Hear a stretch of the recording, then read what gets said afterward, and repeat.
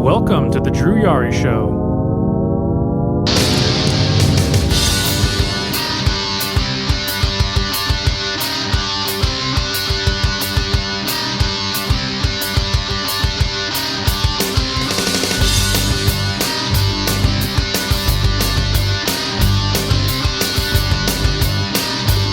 Hey. Hey. Yo. What's up? Not much. Just had the Spurs game on. Yeah, me too. Yeah, Wemby got his first point. The rest of the team's looking pretty good too. Yeah. I mean, it's early. I mean, as long as he fucking does, I don't care. But I don't have high expectations for the season. I don't see us going to the playoffs. If so, that's overachieving. So, so I'm just hoping for team development. That's all I really care about this year. Yeah, I wouldn't be surprised if they won like maybe 40 games, like 41 games. That's a lot of games. I don't know if they'll get there. I don't know. I would love to see it, but I don't know. I was thinking maybe about 30 to 35, maybe. 40 games that's a 500 team. So I don't know. We'll see though. Well, I don't know. Maybe some injuries can happen as far as like other teams in the West too. So anything can happen in the NBA. Yeah, you never know. The West is pretty stacked. Because you got Denver. Denver wiped the floor with LA last night. AD just literally just disappeared in the fucking second half. I don't know what happened with that. The Warriors kind of look like they're depleting a little bit. I mean, they'll still make the playoffs. They're still going to be the Warriors, but I don't think they're going to be the Warriors of old. Which it's weird to say the Warriors of old because it was like 8 years ago. And then Phoenix. Go ahead. Yeah, time that's old. So yeah. Yeah, 8 years is old, but like when I think of like the teams of old, I think of like the Bulls from the '90s or the Knicks from the '90s or whatever. But like, yeah, 8 years ago is a really long ass time. I do get that. And then Phoenix, I'm still kind of not sold on as much because I still don't think they have a bench or really any defense, but we'll see. And then the East. Finals. I know from the East it's going to come down to Milwaukee and Boston. I don't know about Milwaukee yet, so I'm going to go with Boston as a safe bet. The West, as long as Milwaukee, I got Milwaukee and Phoenix. That's what I have. I'm going to go with Denver. I'm going to pull for Denver to come out of the West again. But that's just me. Denver is good. I mean, they're the champs for a reason. So. But why do you sound like you're in a cave? It might be my microphone. Let me change that then. Nice for you to let me know. Where is it? Yeah, Denver's a good team. They didn't really make a lot of off-season acquisitions. I mean, they lost Bruce Brown. They don't have a bench. Right. They drafted. Yeah, I was about to say that. Like they got rid of Bruce. They lost Bruce Brown. He went to Indiana. They drafted some guy that someone was talking about that's supposed to be pretty good. So I don't know.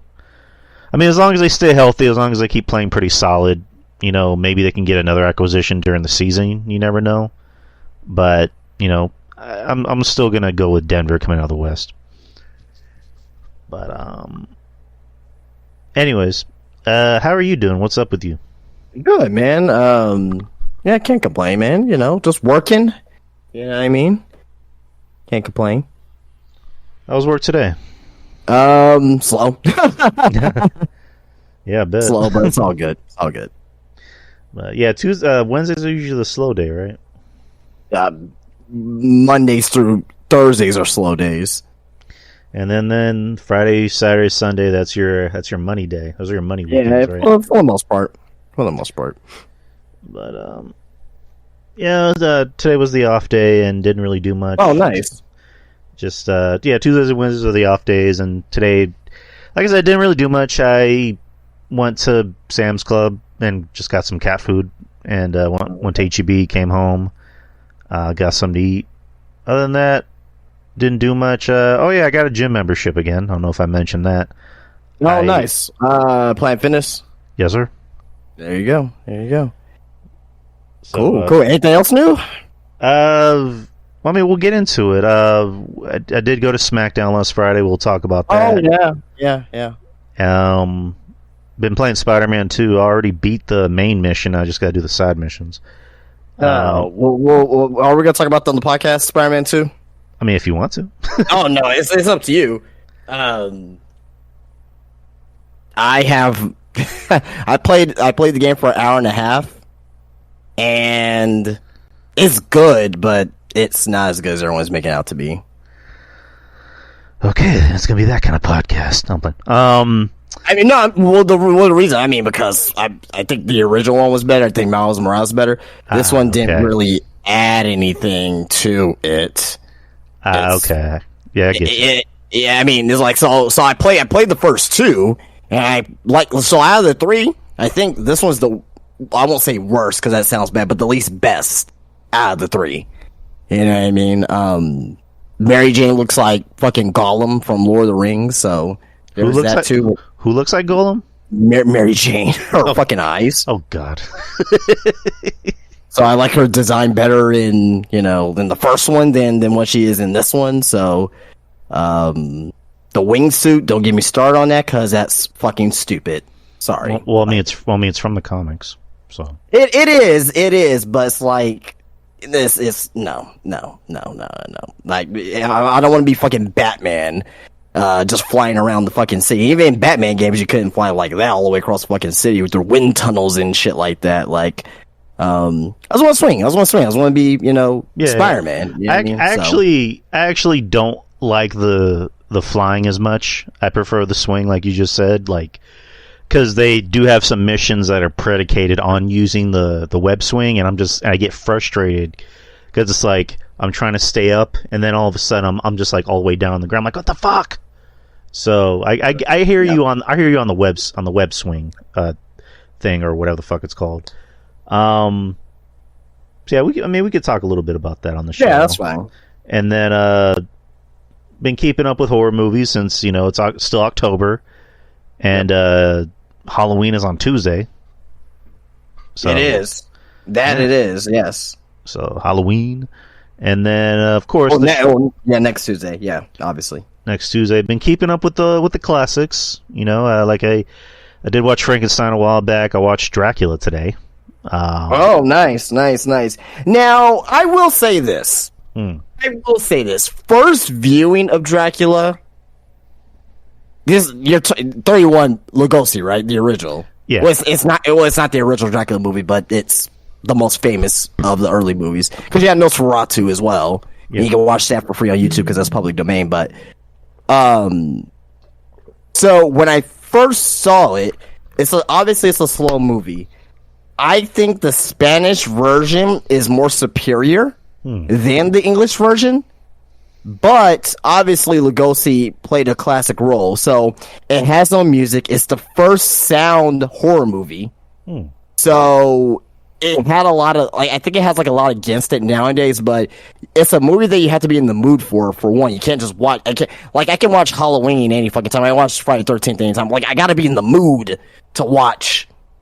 Dracula or even the first Frankenstein or the Invisible Man. I love the Invisible Man. I think that's a hilarious movie. I think intentionally it was supposed to be hilarious, but it was horror too. But anyway, the first Dracula, I'll probably when I first saw it for the first time, I was like, oh, it's all right. Probably give it maybe a 6 or a 7. But once I kept getting, I start watching again and again and again and again and again, and I started noticing a little more different things in it, and when I was in the right mood with it, it really went up there for me. But yeah, I think Dracula for most horror fans, most Universal monster movie fans, Dracula. As far as the first movies, because you got Dracula, you got the Wolfman, you got Frankenstein, you got the Invisible Man, Creature from the Black Lagoon, Mummy. I think a lot of Universal horror fans, they have Dracula in the lower ranked tier as far as the first movie. as far as the first movie in the series. So, which is fine, which is totally fine. Because I think they have like to me you may be able to like Son of Dracula, Alucard, that version. I think a lot of people like that one better. Then you have Dracula's Daughter. That's another one too as well. So, so anyway, I can obviously I'm passionate about Universal monster movies, but especially Dracula. So, I think my problem with it was I felt like there wasn't really a story. Like with Frankenstein, it felt like in Frankenstein there was a stronger story, whereas in this one, I understood what the plot was, but I didn't really. I guess I couldn't connect with the story, if that makes sense. Like I did, like kind of like in the Frankenstein movie. Right. I liked a lot of the what I call location lighting. Okay, yeah. A lot of the practical effects and stuff like that. And same thing with this movie. I also liked a lot of the acting with your face. I'll put it like that, like Bela Lugosi doing. Anytime when he looks at the fucking screens, like you're fucked. Like you're in some deep shit. Like you're in deep shit with Lugosi looking at you like that. It kind of. I'm not gonna lie. So like, what happened was like I was barely watching the movie. Like the movie began, and it goes into his castle, and it shows like the coffins and everything, like when he's waking up. And I just remember my cat started meowing at something, and I was just like, "What do you want? Do you need something, or do you need to like go outside?" I turn around, and it's Lugosi literally staring at the fucking screen. I just go, "Oh shit!" Yeah. It's one of those movies you have to be in the mood for. Again, like I said, if you watch the Spanish version, same movie, but it's shot differently. It seemed like it had a better production overall. If you would have put Lugosi in the Spanish version with that type of production behind it, a lot of people will probably think it was better. So, at the very beginning when Renfield gets to the castle, and Lugosi's like, "I am Dracula." Like you can see Lugosi coming down the stairs, like that sight shot. Mm-hmm. So in the Spanish version, it's a rolling shot up the stairs, like a zoom in going into Dracula's face. So it seemed like the production side on the Spanish version was given a little bit more care than the English version. So, right. Any love for Christopher Lee's Dracula? Oh fuck yes, absolutely. So horror Dracula, I think that is to me better than the first Dracula, better than the 1931. It is a little different. It's not exactly the same. It's the same story per se, but it's shot a little bit differently, obviously. But it had blood in it, and had boobs in it, pretty much, and shit like that. So, which is pretty cool. So what I'm gonna do, because we're going on a Dracula tangent right now. I can talk about this all fucking night. I'm going to send a video in the chat here. It's from Cinemassacre, James Rolfe, who did the angry Nintendo nerd from back in the day. He has a Dracula comparison, and basically it's like was most faithful up to the book. And he goes through every single Dracula adaptation and compares like what was most faithful to the book. So. But like pretty much not scene by scene, but pretty much scene by scene. So it's very detailed and intricate. And it's a really good watch. It's like a 30-minute video. So I'll send that in the chat right now as we get started here. Yeah, it's an interesting chat talking about old school horror movies. I love horror. Always been a horror fan, so I like to give everything a chance, especially the classics. On Prime, they have all the classics. They have Frankenstein, Dracula, Creature from the Black Lagoon, Wolfman, The Mummy, and Invisible Man. So I plan on watching all of them before Halloween. Okay.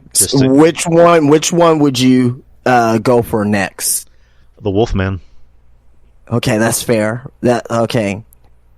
I would say watch them chronologically, but I will say this. Watch Wolfman and The Mummy first, whatever order that you want to go in, right? Mm-hmm. Then The Invisible Man, then The Creature from the Black Lagoon. Because Black Lagoon was in the 50s, so that's like You know what I mean? So that way you're kind of like upgrading your, I guess, technology, if you want to call it that. Right. But cinematography. So that's my recommendation. But yeah, do whatever the hell you want. Which one's your personal favorite? Out of those movies there, probably maybe Frankenstein, maybe the first Frankenstein, then Dracula, then Creature, then Wolfman. No, I'm sorry. No, then Invisible Man, then Wolfman, then Mummy. The Mummy's a really slow movie. Right. It's a really slow movie. It's good. It's good, but I don't want to spoil anything. But it's not what you think it is. I'll just say that. It's not what you think it is. When you think about The Mummy and when you think about classic horror mummy movies, it's not what you think it is. That's all I'm going to say. Interesting. Yeah. Right. It's still a good movie. I don't want to take away. It's still a good movie, but it's not, if you're going to have that expectation of like, oh, I know what this is possibly going to be about. Yes, it's not what you're probably thinking. But Karloff does a fucking excellent job as the Mummy in Hotep. Boris Karloff. So, but we'll get into the show. I mean, we're already recording. Might as well just fuck the intro. But so is like the movie with Brendan Fraser. Is it like anywhere similar to that Mummy version? No. Or is it different? Fuck no. Fuck no. No. Okay. Not even to us. I hate I know they're good movies, but I hate the Brendan Fraser movies because it stirred all the way away from the Mummy. It had some of the characters in it, but the plot is completely fucking different. Like, no. I mean, it's got to be better than the fucking Tom Cruise movie. Well, yeah, it's true. It's not their bad movies, because I know they're good movies. It's just that it's not what the original Mummy was. In other words, it's not the movie that you liked from the original. You know what I mean? Yes, but if they could have named it something else with Mummy in it. They could if they just named it The Mummy, and it's like, oh, I'm expecting, an updated version of the Karloff movie, when it clearly wasn't fucking that. Good movie, but it just was. It's just call it something else with Mummy in it. Like, you know what I mean? Yeah, I was reading that with the Tom Cruise one that he changed the script because most of the movie was going to have the Mummy in it and less of him, and it's like, but the name of the movie is called The Mummy. I don't know, man, but yeah. Yeah, it's just like they wanted to start their own like rebranding of the Universal universe, and they even had actors and like movies picked out, and that one movie just ruined everything. Yeah. Yeah, I think like Johnny Depp was going to be the Invisible Man, and Javier Bardem was going to be Frankenstein, I believe, or right. He was either going to be Frankenstein or the werewolf, and then Angelina Jolie was going to be the Bride of Frankenstein. So that's another one you gotta watch too, as well, if you can squeeze in The Bride of Frankenstein. You'll just be surprised.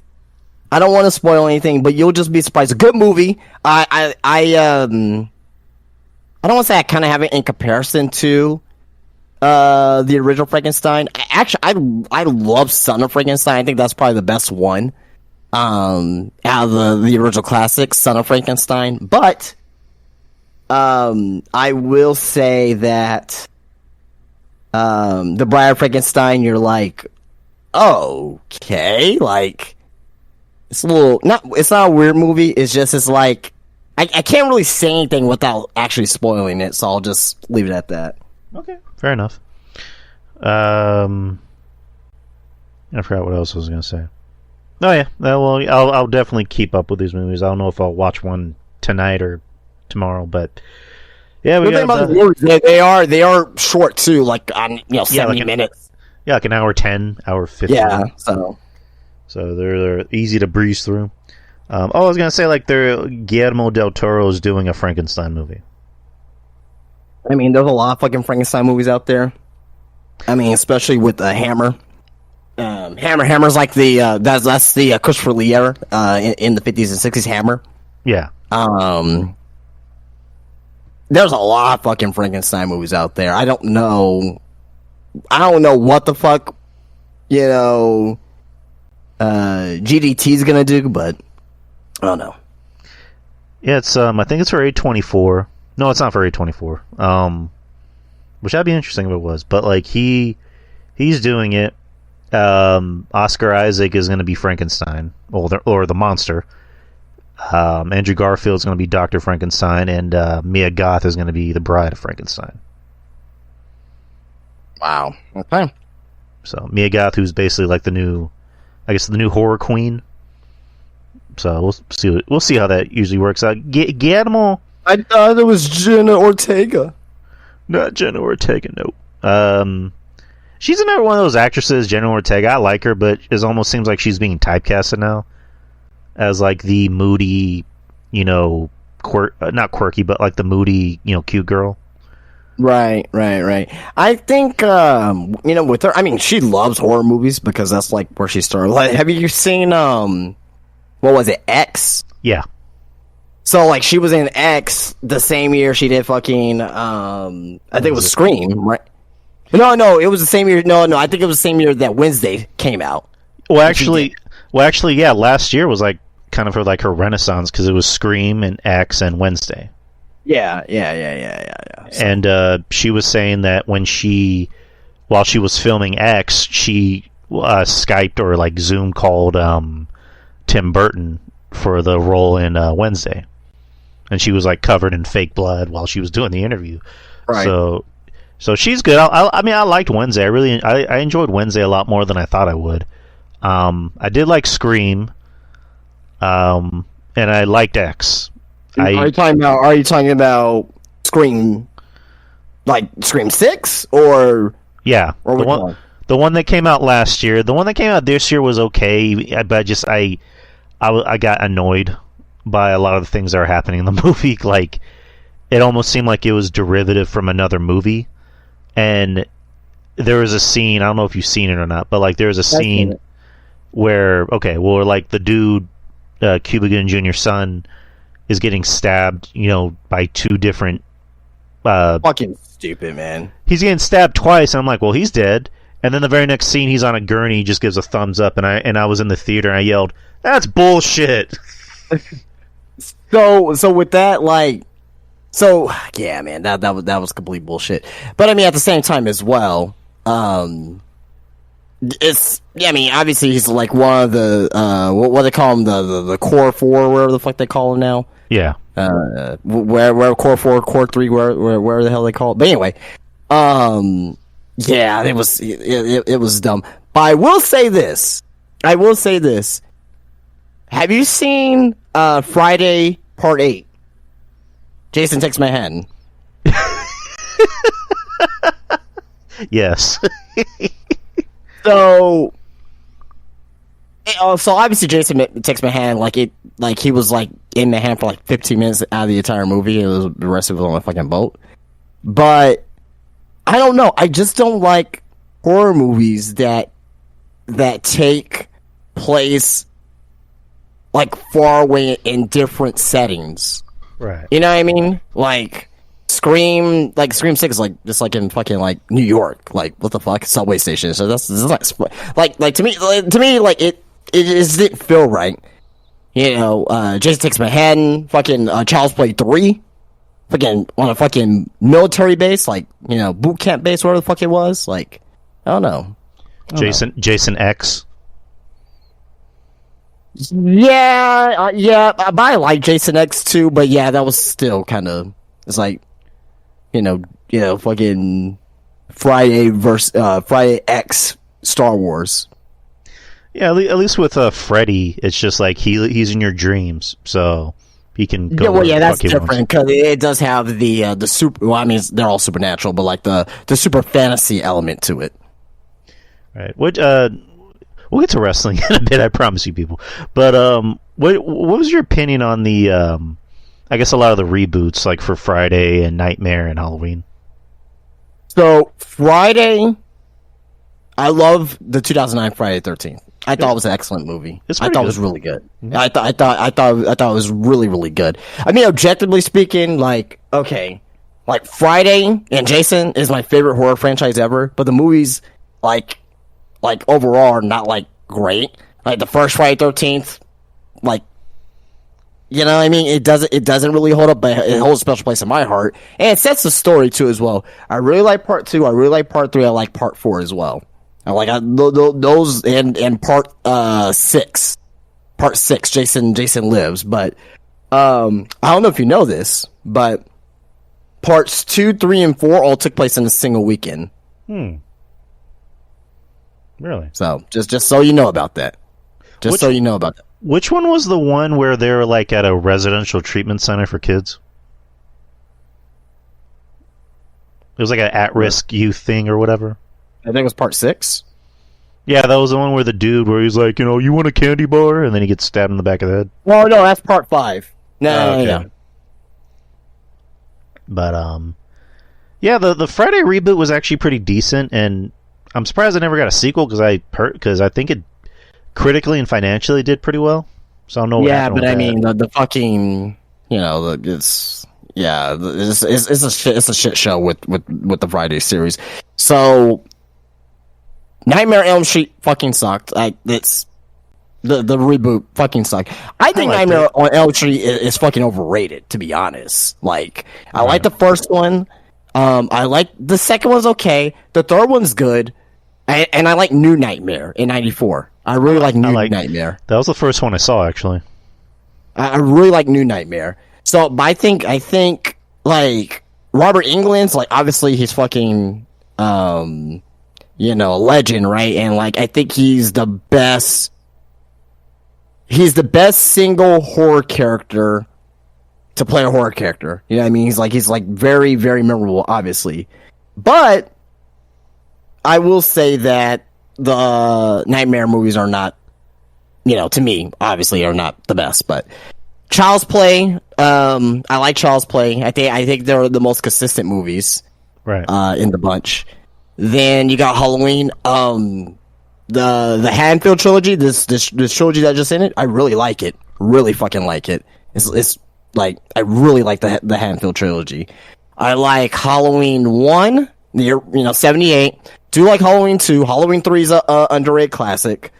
Halloween 4 is good. Halloween 5, fuck off. Halloween 6, fuck off. That was the one with Paul Rudd, right? Yeah, that's shite, mate. H2O, very good. Very good H2O. Was it Revolut? Why am I forgetting the name? Resurrection, one of the worst, big budget Hollywood horror movies ever. It's terrible. Zombies version, I just like them. I don't really love them or anything like that. I like the zombie movies. They're not like I can, if they didn't happen, I wouldn't really care. You know what I mean? But I like them. But I really like the Haddonfield trilogy, though. Ends this. That was bad. That was BAD bad. No, I wouldn't say it was bad, but it's an acquired taste. I really like kills. Like story's probably stupid. Some of the, obviously the dialogue is really stupid, but fucking Michael Myers, putting up a fucking 40-point triple double is fucking amazing. So, Jesus Christ. If you've seen the movie, you know what I'm saying. He put a 40-point triple double up in that movie. But yeah, I feel differently because going back to the Nightmare stuff, like I like the first one. What are the other ones? Dream Warriors was pretty decent. What was the second one? They made a documentary about the guy. Phrase Nightmare. Not the. Who was the guy in it that they made a documentary about him where they insinuated it was supposed to be about like there were homosexual themes in it or something? Was it 2? I believe so. Oh yeah, 2. Where he's like, we can help because you. the main character was homosexual. Yeah. Like there was that line, we can help you. Help yourself, bitch. Yeah. I like that one. I liked the one that came out in the 90s, the New Nightmare. That was pretty good. Yeah. But you know what? I'm gonna be that guy. I like the reboot. I actually did enjoy the reboot because it made Freddy look a lot more darker and more sinister and not just like Deadpool, essentially. I will say this: his melted cheese face looked horrific. Right, and I actually met Jackie O'Haley at Comic-Con recently when I was staffing, and he just randomly just was walking by us, and he was like really friendly, really chill, and I just said straight up like, "Hey, I really dug your Freddy. Like I thought it was a different take, and I like different, and it worked." I can see why people didn't love it or even hated it, but I don't know. I liked it a lot. My problem with it was there weren't any likable characters in the movie. Like, a lot of the characters just were like, yeah, you kind of deserve to die because you're kind of annoying. So, bye. The Halloween ones, the first Halloween's a classic. 2 is okay. The other ones I'm not crazy about. Have you seen 3? A very long time ago, I just remember not loving it. My issue with that movie is kind of like what you said. No. Hear me out. Okay. Okay. Go ahead. Kind of like what you said about The Mummy with Brendan Fraser, where it was like, yeah, good movie, but it's not The Mummy. I think if they had called it something like, Season of the Witch, a chapter from Halloween or a Halloween story, then I think it would have done fine. But the fact that they call it Halloween 3 Season of the Witch is what really threw people off. So can I interject there? So Sure. They were gonna actually make it an anthology series. So part 2. Okay. So part 2, they were gonna actually have Michael. That was it. Michael Myers was dead. He was dead. So when they made Halloween 3, it was supposed to be an anthology series where they're gonna, like Halloween 4, Halloween 5, and they may do sequels every now and then where they have like new different killers or whatnot, right? But when people find out, oh, there's no Michael Myers in this movie, they're like, oh shit, we fucked up. Let's just go back to, to bring back Michael Myers in Halloween 4. So it was supposed to be an anthology series, but yeah. Right. The zombie ones, the first one was good. The second one, like you said, fuck off. Michael Myers talking by itself was terrible. It was just BAD bad. And I hate the fact that the horror community just completely sucks Rob Zombie's balls. I'll never get it. And then the Haddonfield trilogy, I did like the first one because it brought back that suspense from the first Halloween movie. Like, it didn't rely on jump scares, it just relied on suspense and, the score. It felt like obviously it was Halloween, but it was a continuation from 1978, but it felt like the 1978 movie modernized. Right.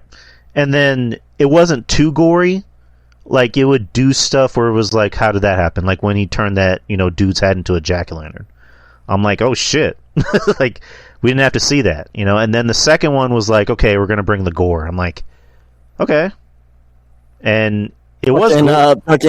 Michael McDonald playing Big John, and the other guy playing Little John. His eyes just, his eyes fucking popped out of his head. It's great. My friend pointed out something interesting. It was like Michael McDonald is probably the only actor to be killed by 2 different Michael Myers. Yeah. He was killed by Mike Myers and Austin Powers. Yeah, I get you. And then he's been killed by actual Michael Myers. So, that second Halloween, I liked the beginning, but then it tapered off and everyone just became unnecessarily, or as I call it, cartoonishly stupid. Yeah, when they're like, evil dies tonight, But, and I guess, Dead Meat, the kill count, they felt the same way as well. James A. Janice, who does the kill count. So, he kind of felt the same way as well. He was basically making wrestling, because he's a huge wrestling fan too. So, he always make wrestling analogies, in his reviews, and he's all like, when they say evil dies tonight, it sounds like they're at a WWE show, singing, chanting evil dies tonight, which is pretty funny. So, and then the third one was just bad, just all around bad. It's just again, a movie called Halloween and Michael Myers comes out for like 15 minutes. And I won't say it's underwhelming for sure. I don't know if I'll say it's fully bad. It's like a 6 out of 10 for me. But I will say this. I will say this. I didn't like the character, the character that killed the kid at the beginning and ended up becoming Corey. I forgot his name. I didn't like how he donned the fucking mask. You know what? That really pissed me off. That made me laugh because I was thinking about The Simpsons, that episode where Homer goes to rock and roll camp, and then he takes off Elvis Costello's glasses, and you just hear Elvis go, "My image!" Like that's when he takes off Michael Myers' mask. I just said that out loud. My image, like, and just that one shot where they're just rolling around on the ground, like barely fighting. I'm like, what the fuck is this movie? It wasn't the best, obviously. Like, one thing I do really like about it though is like how they expanded on Haddonfield itself. Like you can see, like the gas station, and like the Mortal Hospital, and like this random place, and like I like how it expanded that universe, where just instead of it was just being inside of a neighborhood the entire time. Right, and just oh god, yeah, just I don't know, because I'm a wrestling fan. Anytime there's a scene where somebody falls down or falls off of something, I just hear JR just going, "Oh my god! This guy's my witness. He's broken in half." Like when of course, the beginning when the kid falls down, I just hear JR. But it's just, the movie was just not good. It was not good at all. It was bad. It was BAD bad. Just not people being cartoonishly stupid, and also people being cartoonishly mean. Like just people being like, "Hey, fuck off. What do you want?" Or I don't know, but. Not a very good movie. Not a good trilogy. I mean, the first one was fine. The other two were just not very good. And then David Gordon Green is doing the Exorcist trilogy, and that's off to a great start, from what I heard. This first one wasn't too good at all. Apparently, William Friedkin had told a critic, that the guy who made Pineapple Express is making my movie, and when I die, I'm gonna make sure I haunt his ass. Like that's a literal quote from him. That he's that bad. That he's gonna haunt this dude from the grave. But that was a good talk about horror movies. But anyways, let's get to wrestling. So like I mentioned, I was at SmackDown on last Friday. It was at the Frostbank Center, no longer the AT&T Center, Frostbank Center, here in San Antonio, Texas.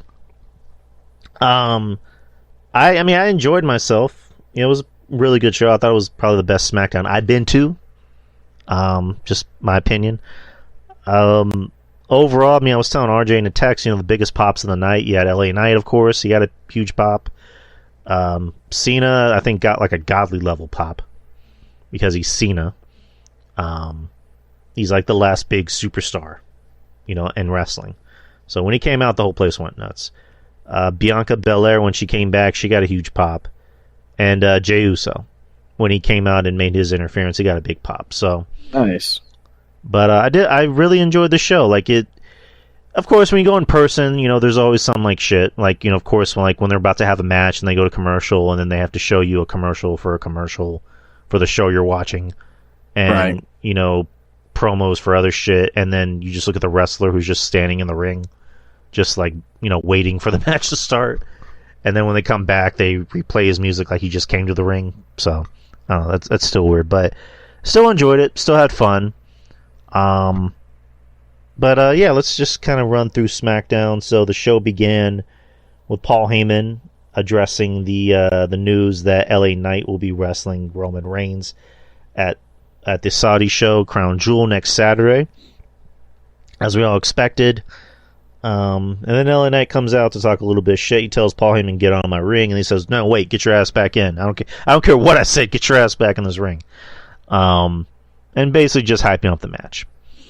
And so it was a nice segment to open the show. Just kind of running through the card. Santos Escobar and Montez Ford. Pretty good, probably the best match of the night. Montez Ford is the guy's a future star. When that happens, we don't know, but the guy's a future star on his own. Escobar is good, even though he does take a lot of L's. But I like the match. I like these two wrestling. I think they match up pretty well, even though Ford's a little bit taller, but they still managed to go out there and work well together. Let's see what else happened. Carlito came out to kind of help out the LWO, and Carlito got a nice little pop. Cena came out to address what could possibly be retirement, but then pulled a Mark Henry, minus pressing somebody on the ground, and said, "I'm not turning heel." And turning heel, which that's more important. Which it would have been, how crazy would that have been if John Cena just turned heel in the middle of the ring on SmackDown? But no, he came out and just said, I haven't won a singles match since 2018. Or televised what do you say, televised singles match or just singles match? Televised singles match. All right, there you go. And he basically just wants a win, and anybody who's out there that's willing to come out and fight, I want that smoke. And out comes Solo. They get into it, and then Jimmy comes out to help him out, and then a masked figure from the crowd takes out Jimmy. Ends up being none other than Jey Uso. Again, the crowd went nuts when it was Jey Uso. Security came out to escort Jey Uso out of the building. In the back, you had Nick Aldis, who's the new SmackDown GM, talk to Adam Pearce, who's the Raw GM. He tells Jey Uso, "I'm going to fine you $10,000." And then Adam just says, "Well, then what are you going to do about Jimmy, who was on our show?" And then Nick Aldis says, it's whatever my roster does is not my business. So I don't fucking know. But and then he tells Adam Pearce, he tells the security, "I want you to escort Jey Uso out of the arena." And Pearce says that's not necessary. And then Nick Aldis goes, "You're right. Escort them both out of the arena." And then, Adam Pearce says, "Let the games begin." So you got a little bit of rivalry between two former NWA champions. Logan Paul came out to call out Rey Mysterio, basically telling Rey Mysterio, "I don't need your legacy. I don't really need anything from you. I don't need your legacy. I don't need your respect. But you have something I do need, and that's the United States Championship." Rey comes out and humbly accepts the challenge, tells him, "I'm going to whoop your ass. I will not hesitate to whoop your ass at Crown Jewel." And Cameron Grimes and Dragon Lee versus Grayson Waller and Austin Theory. It's nice seeing Cameron Grimes get some television time. Nice seeing Dragon Lee. The heels ended up winning, of course. I don't know if I missed anything. No, I don't think so. Main event time, you had Charlotte Flair versus Io Sky for the Women's Championship. Really good match. Really good back and forth between these two. I still don't get why Charlotte insists on doing fucking moonsaults. It is awkward as fuck to watch her do them, but I don't know if anyone's going to tell Charlotte no, so whatever. But really good back and forth between these two. I think Io's having her best year. I love Io. Love Charlotte too. These two really meshed well together despite the size difference. Ending, of course, being a lot of gaga with Damage Control getting involved. Io getting the win. Damage Control starts stomping on Charlotte. Then Bianca Belair makes her comeback. And, of course, like I mentioned, the crowd went wild when Bianca came back, so she evened the odds. And then after the show, there were two dark matches. One was Xavier Woods and Damian Priest. And the next one was Jey Uso versus Drew McIntyre. And then Jimmy came in and interfered and caused a DQ. But LA Knight came out and made the save for Jey Uso. And, LA Knight just sent everyone home happy by just doing the yeah. And he also brought back the dummy thing. Yeah, because he's getting in Jey Uso's face. He's like, "I'm going to be honest with you. I didn't come out here to save you. But your family's a real pain in my ass. Let me just list them off. Solo, dummy, yeah. Jimmy, dummy, yeah. Roman, dummy, yeah." So it was pretty fucking funny. So he basically sent everyone home happy. But that was my SmackDown experience. Oh yeah, there was a match tape for main event. It was Michin and Shotzi versus Isla Dawn and Alba Fire. Yay. And they're hyping those two up in a promo package, so good, because I like them. But overall, I like SmackDown. I know you weren't particularly fond of SmackDown, but I liked it. I enjoyed it. It was a fun show, and WWE's coming back on March 4th for Raw, so we're definitely going there. But thoughts on SmackDown last Friday? I'm glad you had a good time. Glad everyone had a good time there. Just because it was in my home state doesn't mean it wasn't a good show. I'm just gonna say that it wasn't a good show. The momentum that they had coming out of 2 Fridays ago now. 2 Fridays ago now. They didn't really capitalize. It just felt like it was a run-of-the-mill show. Nothing really advanced as far as story, except for LA Knight and Paul Heyman. But even at that, it didn't really nothing really advanced there for the most part. Io and Charlotte, damn good main event. I really like the main event. Awesome main event. But, I'm not going to remember it, next week. You know what I mean? Because we just had a damn good main event last night with Lyra and fucking Becky. So, everyone that went, it sounded like they had a good time. Had people that came in the shop say, hey, they had a really good time. Hey, good for you guys. Like, seriously. Really good for you guys. But, I gotta call it what it is. If it's my hometown or not. I wish this was SmackDown of the fucking year, but it wasn't that. It's not one of the worst SmackDowns of the year either, but coming from what it was from 2 weeks ago to last week, it was definitely a downgrade as far as quality is concerned. So that upsets me. I'm playing. No, yeah, I enjoyed myself. A lot of people on my friends list were there, and I wasn't expecting them to even be wrestling fans. So it's pretty nice seeing everybody coming there. It's damn near sold out.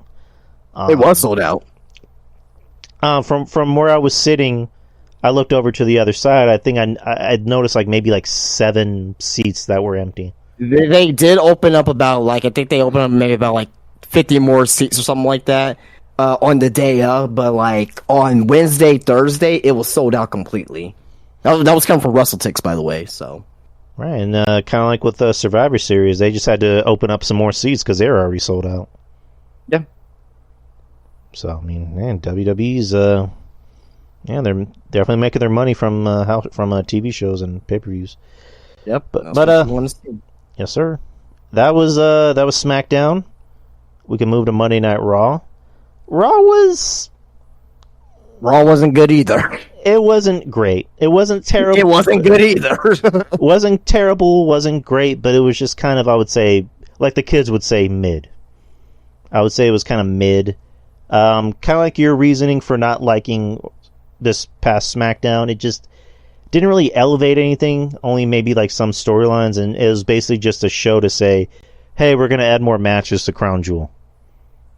Don't know if it was because of Game 7 of the ALCS, which the fucking Houston Astros, those fucking cheating sons of bitches, finally got their comeuppance, however the fuck you say that word. Fucking the Texas Rangers, a real fucking Texas team that represents all of fucking Texas, is going to the World Series. How you like that, Jose Altuve, you fucking midget son of a bitch? How you like that, you little cheating little fucking cunt bastard motherfucker? Fuck you, Houston. And the Houston Rockets lost tonight as well. That's even more better news over here. And we're beating the Dallas Mavericks right now. I'm feeling good.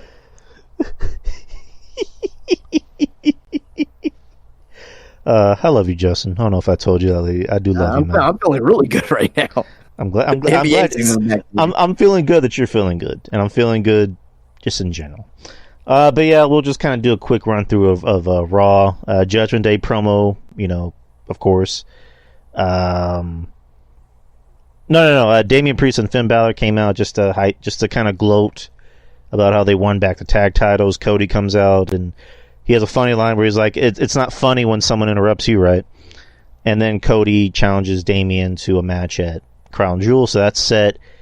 The rest of the Judgment Day comes out to to beat up Cody, and then Damian, quote unquote, injures his ankle, which Cody comes out hobbling later on in the show.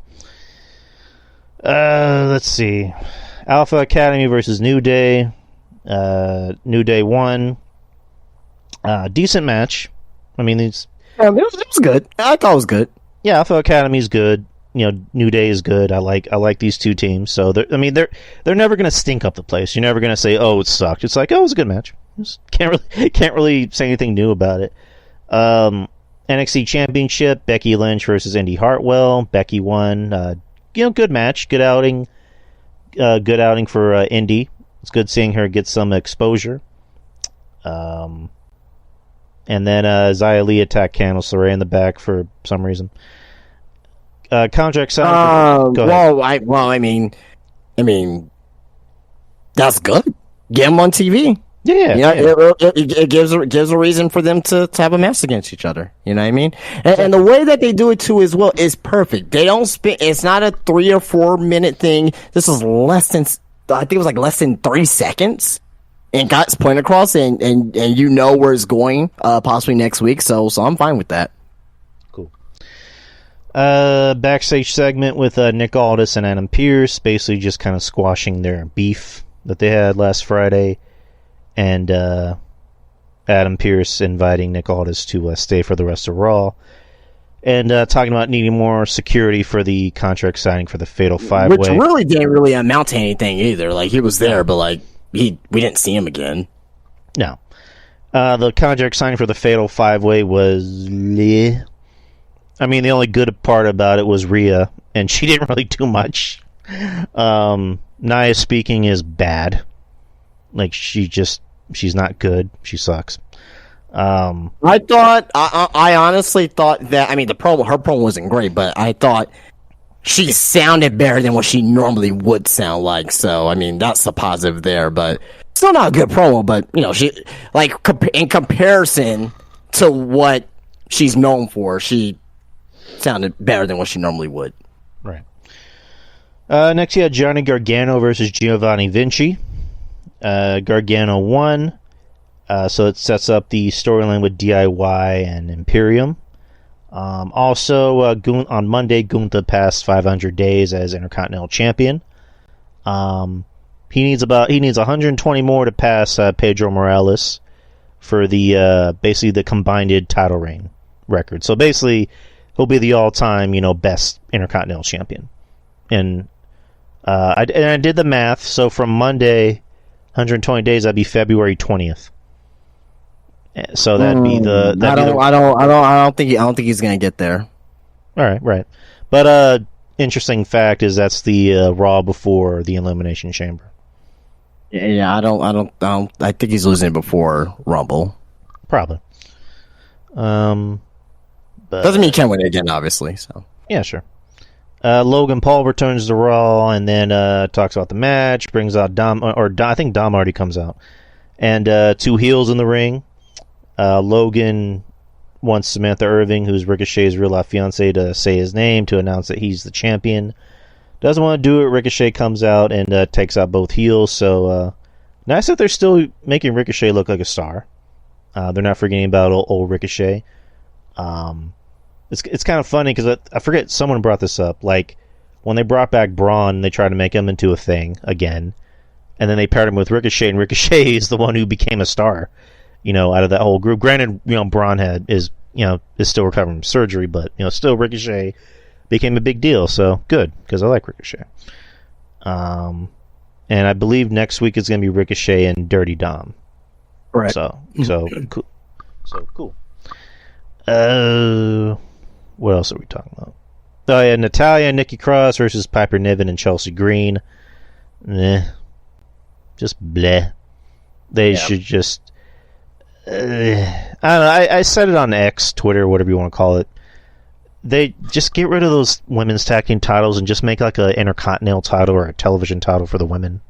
Yeah, we've been saying that for months now. Yeah, just do that. Those titles mean shit. I mean, I love Chelsea Green.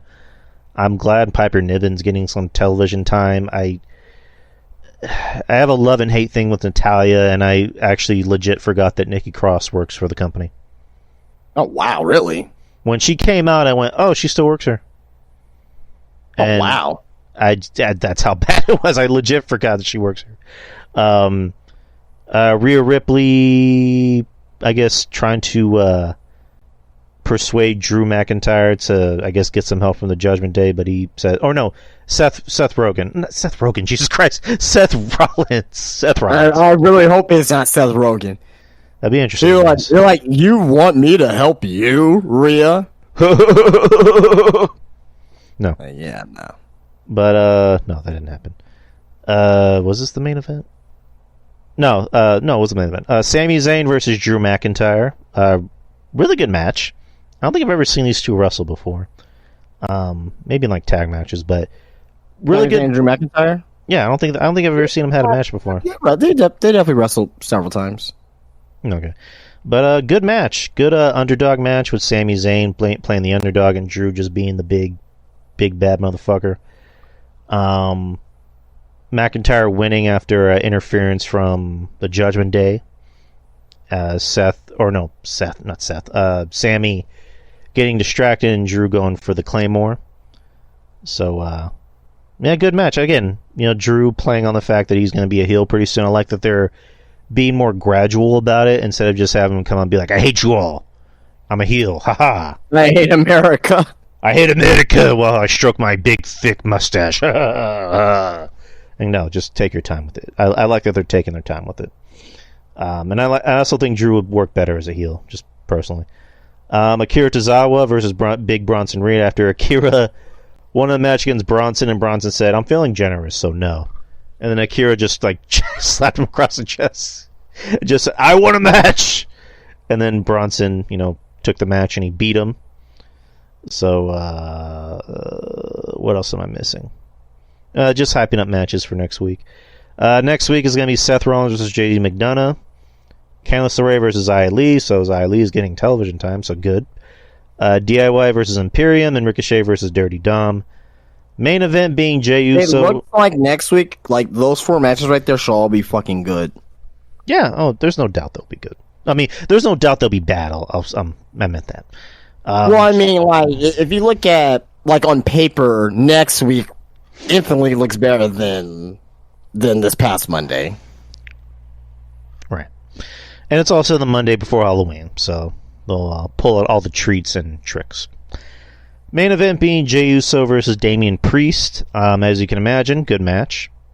Jey Uso's over. People love Jey. People love Priest. Priest getting the win, of course, for some fuckery. And after the match, you had Cody come out and hobble to the ring with a bad ankle to kind of even the odds. So that was the end. Can I comment on that real quick? Go ahead. So at the beginning of the show, right, he got penalized by Damian Priest. Didn't we just see this story with Cody back in May and April? Didn't we just... I'm just asking a question. We just saw this story. Instead of Cody's, leg or ankle, wherever it is, it was his arm with Brock. Now they're gonna retell his story with this foot.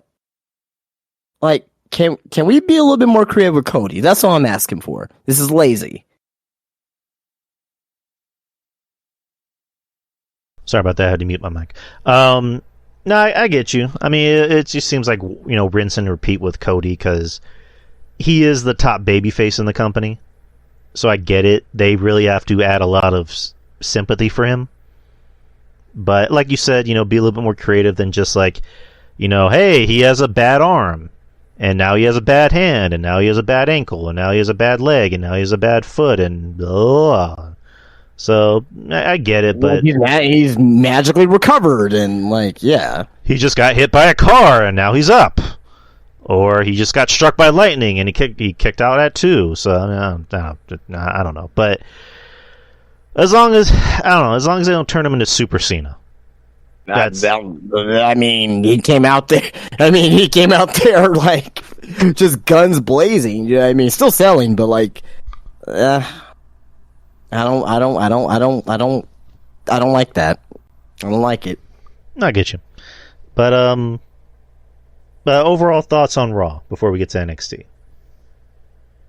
Bit. What was that? Bit. Shit? Yeah, shit. Okay. It was shit. All right, then we'll move on to NXT. NXT Night 1 of Halloween Havoc. Overall, pretty good show. Like we mentioned, a lot of women's matches. So good on HBK. I mean, who would have thought Shawn Michaels would be the one to really make women's wrestling interesting? So of all the people, Shawn Michaels.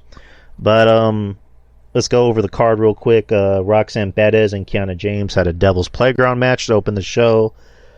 Fun match. Even though there was some moments where I kind of have to be a cornet, where I'm like, how is this 100-pound girl getting hit with everything, including the kitchen sink, and she just magically, comes back up, but whatever. But it was still a fun match because I love Roxanne, Texas girl, so I gotta support my Texas girls, and Kiana's good.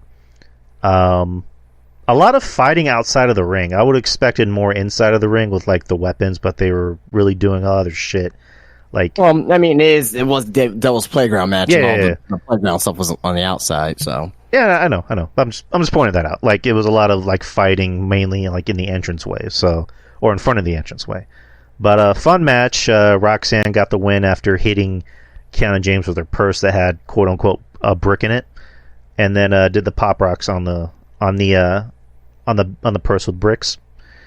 Kiana James had a nasty fucking knot on her head. Like, I didn't see any pictures afterwards. I'll see if I can look one up to see if they had like one of her backstage. But yeah, like she looked like the fucking elephant, man.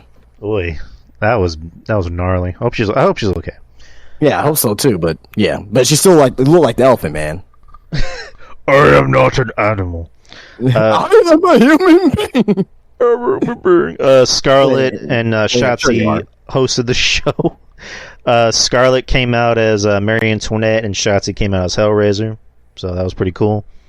Roxanne Perez dressed up as Freddy Krueger, so that was nice. Kiana not in costume, so what the fuck? Next, she came out, she came out. She came out as somebody. Who'd she come out as? Kiana James. Okay, fair enough. She came out as herself. I mean, like, I guess. Next is the debut of the formerly known Brian Pillman Jr. and now as Lexus King. He had an interesting entrance where he was sitting on a throne that just, I guess, came out. So I thought lit out. I liked it. Yeah, it was pretty cool. And then, he just looks in the camera and says, my rules, or was it my rules, my story, or something like that? Yeah. So his beard is kind of weird. It looks like it's painted on, but other than that, yeah, I mean, he had a solid match. Something was kind of off about it, though. I can't really tell what it was. Maybe it was the opponent, but he didn't have a bad match. Chen. Yeah. No, I mean, I thought the match was. I mean, I thought he looked good in the match. It was just a showcase match. It wasn't supposed to be like a fucking bar burner or nothing like that. I thought he did a good job in there. He has a presence in the ring. And the only thing I didn't like, I like his finisher. I think it was too long of a setup. Yeah. And I talked about this on the podcast this morning, where because it was basically a straight jacket twisting net breaker. I think the best way for him to execute that is have his opponent between the top and middle rope, do like some type of setup move as like a knee to the neck or something like that, or something like that. Then set up from there instead of dragging them on over and doing it like that, because it takes way too long to set up. Yeah, moves like that don't really work for people. Yeah, because like wrestling moves are supposed to be like bing bang boom. If you take too long to set up, you lose people. It's like when you tell a joke and you have to explain the joke before you get to the punchline. Like, it's just... Yeah, it doesn't... I think, I like the move. I do like the move, but again, I'm pretty sure, Matt Bloom and, and Finley and, Steve Corino, whoever's backstage working with Pillman, to develop that move a little bit quicker. So, yeah, tighten that shit up. Let's see. You had a vignette where Vic Joseph was interviewing Carmelo Hayes and talking about the Trick Williams injury. And basically questioning him, saying, did you have anything to do with it? And, Melo saying no, and then he walks out. Funny bit in the back where Shotzi and Scarlett are reading tarot cards, a metaphor, and Akira Tozawa steals the Heritage Cup. And basically sends him a text message saying this is where it is, and it's at a haunted house. So next week, Metaphor is going to be in a haunted house. Yeah, so they're repeating the North American Championship match from last year. Right. Next is you had the one of the breakout tournament matches, Kalani Jordan versus Ariana Grace. Kalani Jordan coming out as Spider-Gwen, which I thought was pretty cool. And Ariana Grace just basically coming out as herself as the Miss America pageant. And surprisingly, Jordan won the match. I thought Grace was going to win. Oh, what? You thought Ariana was going to win that? I don't know. It just seemed like it just seemed like they were kind of pushing for her to win. No. I'm not saying I wanted her to win. I'm saying I thought she was. No, I'm saying that, but no, Kalani's clearly. Kalani's good. She's head and shoulders more far along than Ariana. I think she has the more. I'll put it to you this way: Kalani and Ariana. I thought those are the two best women in this tournament. I thought they were the best two women in this tournament. Ariana, I love her facial expressions. I love, I love her facial expressions. I love her comedic timing. I love everything that she's doing. She's pretty physical as well. But last year they went with a heel to win. This year it's Kalani Jordan's year to win. I think she's going to be Lola Vice. So we'll see though. I like Kalani. I think she's very good. I think for someone who hasn't been wrestling that long, she's really good. The gymnast background like Tiffany Stratton. Right. So, and I said this on the podcast this morning, don't be surprised if Kalani becomes NXT Women's Champion by this time next year. Because I think they want to build a new baby face up for 2024, and I think Kalani Jordan is going to be that. She's going to win this tournament, and she's going to lose against, I'm assuming it'll probably be against Lyra. Against Lyra, then from there she'll just be on NXT regular, and she'll continue to build herself up. Right, and Ariana's good. She obviously has the charisma down from her dad, and she has good facials. She's good in the ring. I think her losing it's one of those things of her losing. She even still wins because I think she'll still be a factor on NXT. She'll still be something. So. But, again, I'm glad Kalani won because I like her. I think she's really good. Because I'm pretty sure you'll be mad at me if I pass up this segment. So, your favorite segment of the night, I'm assuming? This is a segment of the fucking year. No joke. This was amazing. This was fucking great. So, Von Wagner, on the road to recovery, talking to Robert Stone, and Robert Stone is just trying to help Von Wagner on that road to recovery, and talking about the match with Braun Breaker next week, and saying, I'm pissed off because that son of a bitch, hurt my friend. And then Von Wagner has this look on his face, almost like, I'm your friend? And Robert's saying, yes, you are my friend. Oh, that was fucking Oscar worthy. You're my friend? Oh, I felt it in my heart, man. That was amazing. Oh, man. Shawn Michaels has made us care about Von Wagner. Shawn Michaels did the impossible. Thank you, Shawn. No, Von Wagner made me care about Von Wagner. Shawn didn't do a goddamn thing in my eyes. I'll leave it at that.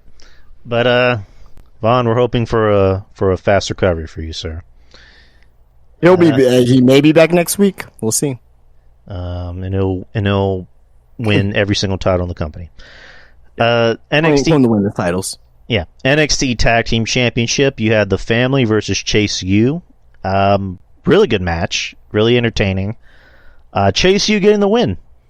There was a bit where JC was throwing a crowbar in the ring to Andre Chase and saying use it. Andre saying no, I'm not doing that. We don't cheat. And it looked like who was it? Tony was going to go for the win. but then Chase eventually goes for another pin and gets the win. So now Chase U are the NXT Tag Team Champions. So, nice feel-good moment for the show. Chase U is over. And we're still not sure what JC is up to. It looks like Thea is kind of getting back into the good graces of Chase U, but we'll see. I think the storyline here is perfect. I think it's absolutely perfect. And it's all because of JC Jane. JC Jane's the catalyst of this. She was the one that told Andre Chase and Duke Hudson that they had a tag team battle royal for a chance to even get a shot at the titles. JC Jane was the catalyst for them winning here. So is JC Jane gonna try to tear Chase U from within as far as what she's doing, as far as like making the school, like as far as maybe like changing the school colors, things of that nature? Like, I'm very intrigued to see where they go from here with this. I am too, because I really like I'm a fan of JC Jane. I think she, out of everyone in Toxic Attraction, obviously Mandy was a star. I thought JC was the better wrestler, and I thought she had better charisma than Mandy, in my opinion. Everyone loves Gigi for aesthetic reasons, but I don't know. I was always a JC fan. I'm still a JC fan. But yeah, next week it's going to be JC and Thea versus Chelsea Green and Piper Niven for the tag titles, I believe. So it'd be pretty interesting if they won. Just kind of add more to JCU. It would be good for NXT, but like them on the main roster, they'll just be a death for them. Yeah, I get you. Like they won't get reactions, unfortunately. Which sucks. Speaking of Gigi, lights out match with Blair Davenport and Gigi Dolan. Blair won. Not too long. Yeah, like you said, it was too long. It was not good. We all like Gigi for aesthetic reasons, but she's not very good in the ring, personally. Blair is good when she has a good opponent. But yeah, this went on too long, like you said, and probably should have, been maybe under 10 minutes. When I was watching... I will say that I won't say I loved the match, but I thought the match was good for what it was. It was just too long. I was watching with my sister-in-law, and then it kind of dawned on me, because I realized something. I'm like, oh yeah, they had the lights out match at the Rumble this year. That was this year. That was at the beginning of the year. Yep. Like shit. That was crazy to think about. Last time we got to see Bray. Oof. Let's see what else happened. Nathan Frazier challenged Dominic for the North American title next week. Baron Corbin bitching about Carmelo Hayes stealing his spot or whatever. Women's breakout tournament: Lola Vice versus Carmen Petrovic, or I don't know how you say it. Petrovic. Petrovic. Vice getting the win as we expected. So, and then her and Kalani had a face-off to basically hype up the match next week. So that should be pretty good. Joseph interviewed Ilya Dragunov, talking about the match. While that's happening, Carmelo Hayes just happens to be watching it. And while it's happening, Scarlett and Shotzi are dressed up as the twins from The Shining, and they stick up on him, and he just goes, "What the hell?" And what is it? Scarlett says, "We looked in the cards and we found out who attacked Trick." And what is it?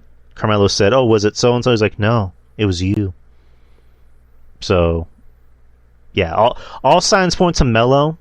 I know you brought it up, and RJ even brought it up too, that it seems too obvious that it's Mello. What if it's somebody else that we're not thinking of? What if I got Wesley. That's my official prediction. Yeah, even somebody else brought that up on Twitter, so that'd be interesting. They heard the podcast. They stole it from me. Yeah, they did, those bastards. Just kidding. I don't those know. Son of bitches. Like if you connect the dots, it's there. So right. Braun Breaker praised Mello for his initiative and basically says once you become champion, we can run this back again. So I love heel Braun. Fallon Henley dressed up as Tiffany Stratton and impersonated her right to her face. I thought that was really spot on. I liked her. I liked her impression. It was a good impression. A lot of people were super horny about that on Twitter, though. It was like weird, oh my god, like they were like horny. I mean, can you blame them? It's a little weird, but keeping your pants. Anyways, main event. main event. Yeah, the NXT Women's Championship. Becky Lynch versus Lyra Valkyria.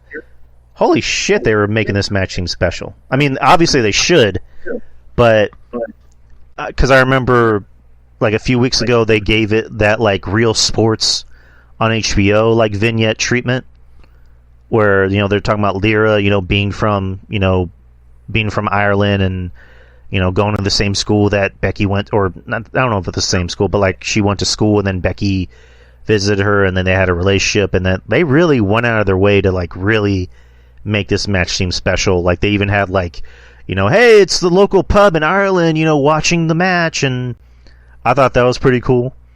And the match lived up to the hype. I thought the NXT audience just pisses me off. Like they really need to take NXT. Yeah, they need to take NXT out of fucking Florida and just take it on the road, but that's just me. But this is a good match. This is a really good match. Like Becky, for all intents and purposes, people were saying this was women's match of the year for WWE. I'm like, are y'all fucking high? I don't know. Excellent match. Good. Fuck no. Great TV match.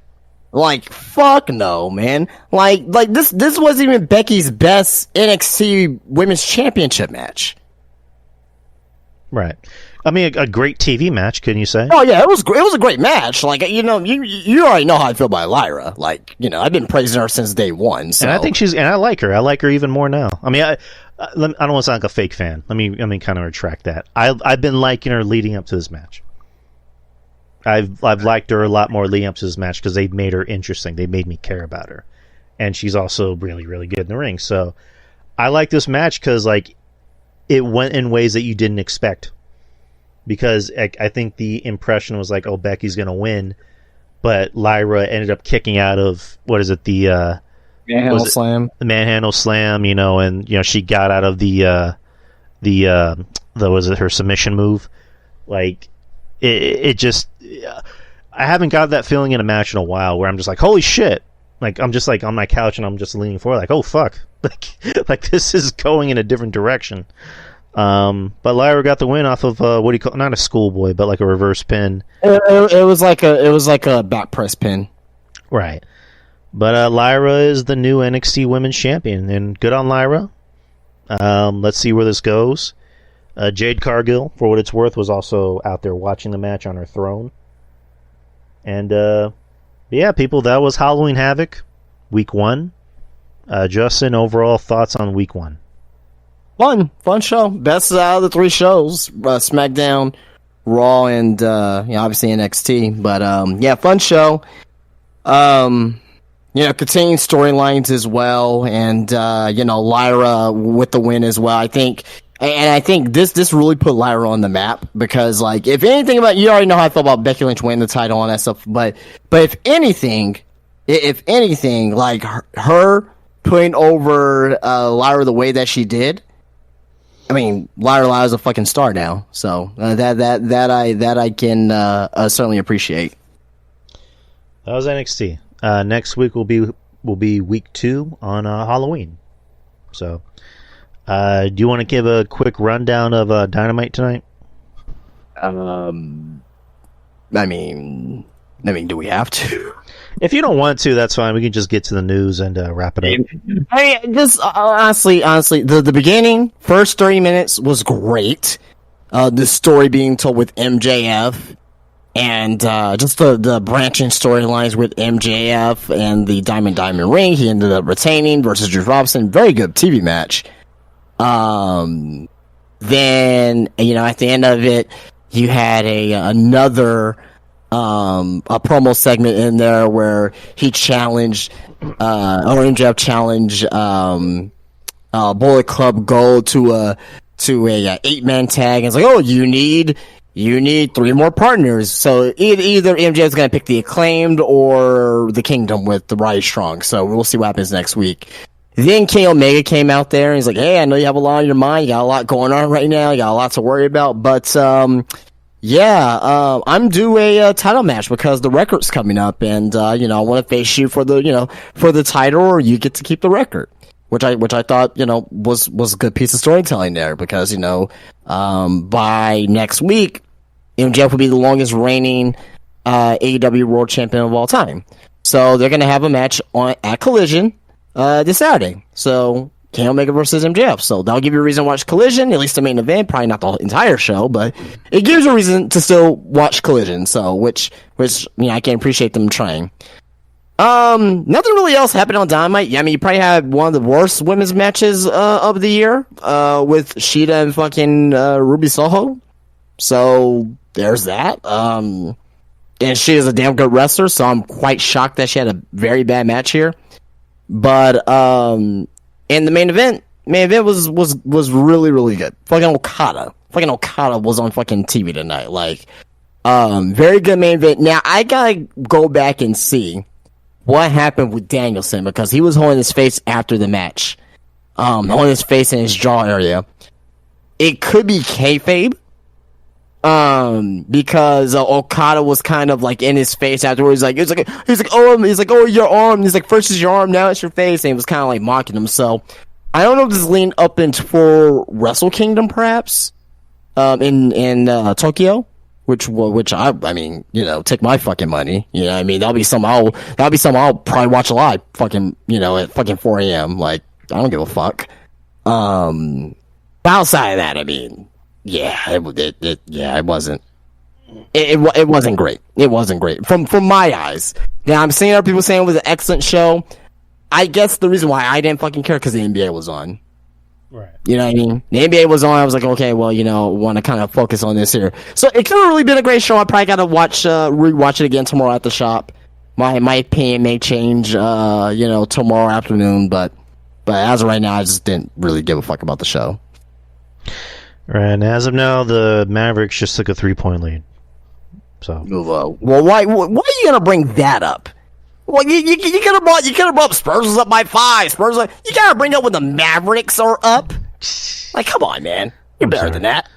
I mean, it's the third quarter, so it's the fucking they're cheating. That's what they're doing. Exactly. I mean, Wemby's on the bench, so. He's getting a lot of foul calls against him too as well. So I was expecting like a huge game from him. Right? But a lot of people were expecting like 25 points and 10 rebounds and 5 blocks. Like no, like this is what we're gonna be fucking getting most of the season. Like don't expect him to be like fucking LeBron right out the gate. You know what I mean?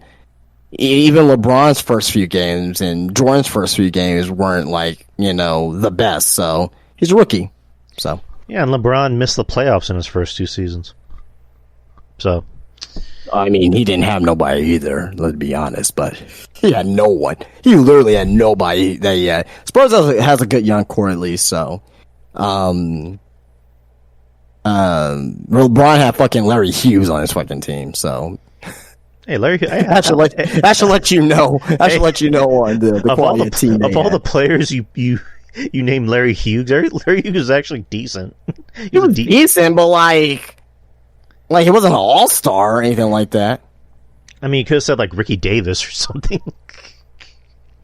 I actually like Ricky Davis more than Larry Hughes. Yeah, but Ricky Davis could put up 40 points in a single game. So if you needed to, I just remember him dunking on Steve Nash and acting like that was a big deal. It's like you're gonna dunk on Steve Nash and like get all crazy about it. But it was one of the best dunks of the early 2000s. So yeah, I would have been hyped too. I remember that we were in 8th grade, and that dunk happened. So, but those are the shows. Now we're gonna get to news. WWE targeting another European market for a 2024 pay-per-view. It was just announced that they're going to do a show in Germany next year. We'll get to that. It looks like they're targeting France for Backlash 2024, kind of like how they had Backlash in Puerto Rico this past year. They are looking to do a show in Paris, France, the City of Light, as it's called, for Backlash 2024, according to Fightful Select. With some internal schedules already having the French capital earmarked for the show to take place sometime in the spring, typically after Mania. Details are a little murky as to where such a show would be held. However, the Paris La Défense Arena, which sits outside of Paris in the suburb of Nanterre, which would be a good educated guess. The venue's capacity sits around 40,000 attendees, as the largest indoor arena in Europe. Yeah, there's never been a pay-per-view in France for WWE, I'm assuming. There's not been many events in France, period. No. I mean, I know they've done house shows, obviously. They'll do like the European tour, but yeah, man, Backlash in France. I mean, what do you think? Sure, go for it. It's something new, for sure. So, I'm not going to complain about it. Right. What are your thoughts on... I mean, like lately, WWE's been wanting to branch out with a lot of their pay-per-views. I mean, because, like I said, they had Backlash in Puerto Rico. They had Money in the Bank in London. They're going to have Elimination Chamber in Australia, and then possibly do a Backlash in France. So, like, that's obviously good for wrestling, because you're branching out and going to places that are basically just, I don't want to say starved for attention. It's good for WWE, not necessarily the wrestling business as a whole, but it's really good for WWE. Good for wrestling business for a whole is like sending definitely not AEW, but like, I don't know, like a indie promotion. We'll just say TNA. TNA goes over there and they decide to have like TNA France. Kind of like NXT, like Europe or NXT UK, but they have TNA France where they invest in some of the European talent over there, and they have another show and they get more exposure, things of that nature. Unless that's what they're doing with WWE, because they could do, because the rumor was they were going to do NXT Europe. Is this the starting stages of that? Who knows? If that's the case, okay, that's better for wrestling as a whole, But right now, this is just really just for WWE's pockets, which I don't blame them. Like, make your fucking money. Like, do what you need to do to make your money. Exactly. Just kind of a question since we're on the topic. What are some other countries that you would be interested in seeing, WWE do pay-per-views in? Japan. That'd be interesting. Mexico. Okay.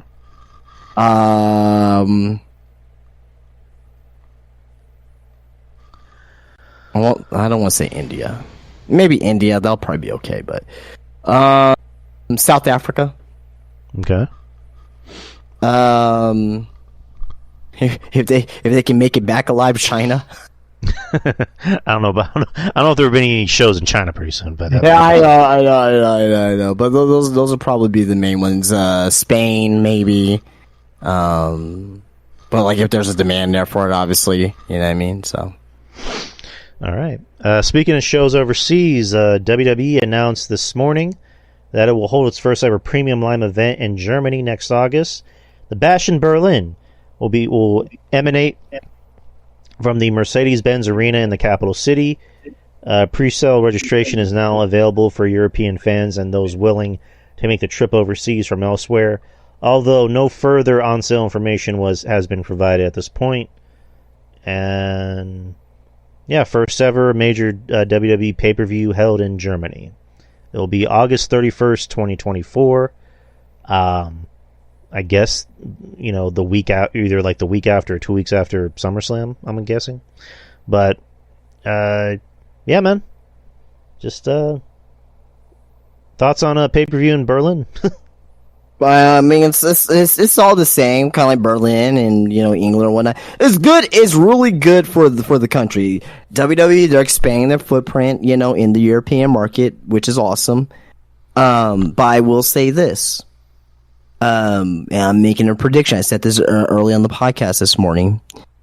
Early main event, Gunther versus Marcel Bartel. Marcel Bartel's German. I believe they're not going to put the title on him, but I think they're going to build him up as a contender for the title in 2020. This is 2024, so they have a whole year to do it. But I think they'll probably do something like that. Now, if it's not that, it's definitely going to be fucking, maybe Gunther versus Ilya and take my fucking money. You know I'm not going to complain about that shit. Yes. But I think they may want to do possibly Marcel Bartel. I call him Marcel Bartel because that's his fucking name. But Ludwig Kaiser versus Gunther. All right. I mean, if I will say this, Ludwig's gonna have a major match on that show. He's German, WWE likes to appeal to that demographic. He's German, and he's gonna get a big babyface reaction wherever he does. But they have a whole year or 10 months rather to figure that out. So, yeah, they're really trying to make Ludwig into a thing, and it's funny because RJ asked me a while ago, do you think they're gonna turn Ludwig into a star, into a big single star? I'm like, I don't think so, personally. But lately, they had that vignette on Ludwig being this German aristocrat, this good-looking, German snob, and they're teasing, breaking up Imperium, and yeah, man, just the thought of it sounds intriguing, but let's just see where they go with it. But yeah, that'd be a pretty good matchup. That'd be a good main event for that crowd. Two local boys, or fuck it, Ilya. Anything with Ilya, just take my money, like you said. Take all my money, please. What do we talk about next? News on several WWE contracts expiring in 2024. What are the contracts? Let's see. Drew McIntyre, as we already know, it expires in April.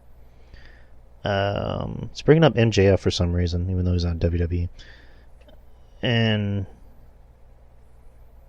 okay, I should have read the article first because it just said several top stars. But yeah, I was gonna say it's really about Endeavor, and Endeavor is basically this came from Fightful Select. So basically, long story short, there was numerous WWE talent. There was even including top stars that have not been approached about their contract extensions. So basically, they're saying the belief that the merger with Endeavor will kickstart some of those contract talks, but the people who are waiting on those contract talks they're just waiting to see what happens. But there's been no offers that has been made of yet. So I'm paraphrasing that, but that was coming from Fightful Select this morning. I think Drew's staying, personally. I don't see him going anywhere else. I definitely don't see him going to AEW. So he's staying in WWE. I mean, they're getting so a push. I will kind of throw this wrench in there. Right now, Endeavor, they're looking to save money. They're looking to save money, and they want to give it to talent. Now, I'm not saying that Drew doesn't deserve it. I think that he will end up staying in WWE. I personally think that as well. I don't see him going anywhere else. Personally think he'll stay in WWE. Don't be surprised, however, if someone like a Drew McIntyre ends up leaving. Someone like a Sheamus ends up leaving. Becky Lynch, her contract's coming up, but she ain't going nowhere. She's definitely not going anywhere. She's top priority in my vision, at least. So I wouldn't be surprised, but there's other contracts coming up in 2024 as well. So some of the lower name talents as well. So those are going to be guys that will end up possibly, being let go in some fashion. Do you think, say Sheamus were to leave? Do you think he would go to AEW so he can reunite with Claudio? Yeah, absolutely. But yeah, that'll be something I want to see for sure. Bring the bar back. Right. That'd be pretty cool. The bar. Yeah, Drew, I can see him staying. I can see them, like you just said, TKO Holdings, would want to save a little money, but I can see them wanting to make Drew a priority as a guy they want to keep. Because Drew's good. He's over. People like him. He gets reactions. I was at the SmackDown show and he came out in the dark match. He got a big reaction. He got a reaction on Raw. So he's a he's a top player in WWE. So it just matters how they use him, how they utilize him. But I think he's staying. Sheamus strikes me more as a WWE lifer, but I mean, again, you would have thought that for Edge too, right? I thought the same thing about Edge. I thought the same thing about Dolph Ziggler. I thought the same thing about. I thought Moxley would maybe be a lifer, but then he left. I thought Jericho would be a lifer, and then he left. So I don't know, but you never know in the wrestling business. So yeah, never say never, man. Never say never. Never say never. So that's the news on that. I forgot to mention earlier, but Ric Flair came out on Dynamite tonight too. So yeah, saw that. Yeah, I like it. Back on TBS, love it. Just don't have him wrestle. All right. Will Ospreay. Will Ospreay addresses possibly of relocating and joining WWE. His contract is set to expire in February of 2024. WWE, AEW, and Impact have all made bids. Ospreay was speaking to someone named Metro, but he said, "I mean, we have spoke about it more. I'm now open to the idea of stretching myself out that little bit more. As age has become more important to me, and my body is hurting more and more. I'm open to all venues." According to Ospreay, the subject of relocating to the U.S. has been broached with his girlfriend, as he jokingly mentioned that the only thing holding the couple back is the amount of money they spent on their new kitchen. The former IWGP World Heavyweight Champion has also said that he spent time with AEW's Kyle Fletcher and Sky Blue this past summer to get a better idea of what life stateside is like.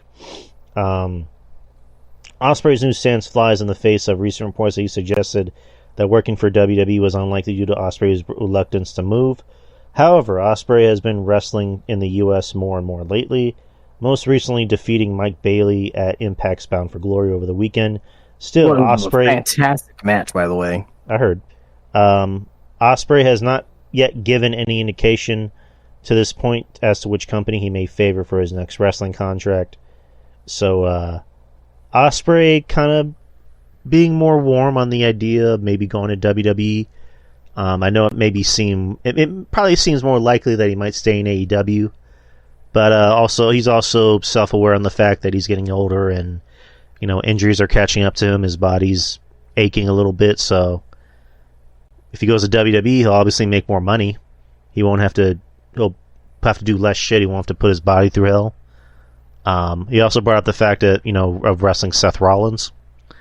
So, I don't know. I don't know what's going to happen. I mean, I have a feeling what's going to happen, but at the same time, February is a long ways away. So, we don't know what's going to happen by then. But overall, what are your thoughts about Ospreay talking about where he might go? So, I want to bring this up first. Ospreay has hired Barry Bloom to represent him in negotiations. So, if you're not aware of who Barry Bloom is, he also handles the Young Bucks, Kenny Omega, Chris Jericho, and Cody Rhodes. So they all got big time contracts as far as money is concerned. He's not going to TNA. Oh, there's been talk about him and CM Punk. He's not going to TNA. Maybe for maybe another match or two, maybe a rematch against Speedball Mike Bailey or, Josh Alexander or Steve Macklin. Maybe that before February. But he's going to get big money. And so it's really AEW or WWE. This is a two-man race at this point. I personally, as of right now, this is October 25th, 2023, I personally think that he will end up in WWE. The reason why is because of Ospreay. What does he need to do over there in AEW that he hasn't done already? He can become AEW champion. That's the obvious thing, right? Be the top guy there, right? But we know how Tony Khan feels about having certain wrestlers in certain spots at all times. And to me, I just personally think that Ospreay, once they get lost in the shuffle, But he's probably going to end up like Jay White, where he's not doing anything for the first couple months and ends up doing something after a while. But I think that Ospreay, he wants to tone down his wrestling because, he's in his 30s, right? And, he wants to slow down. I mean, he even said himself, like, hey, I want to kind of slow this shit down a little bit.